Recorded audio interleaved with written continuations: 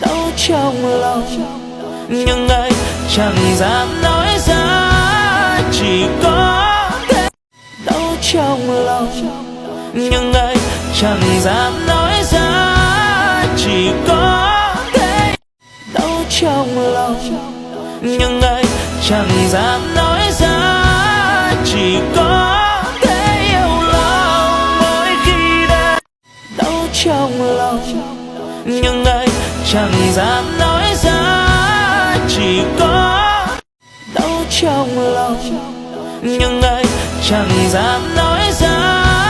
Chỉ có thể yêu lòng mỗi khi đau trong lòng, nhưng ai chẳng dám nói ra. Chỉ có thể yêu đau trong lòng, nhưng ai chẳng dám nói ra.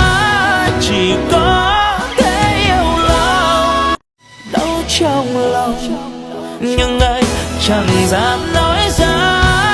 Chỉ có thể đau trong lòng,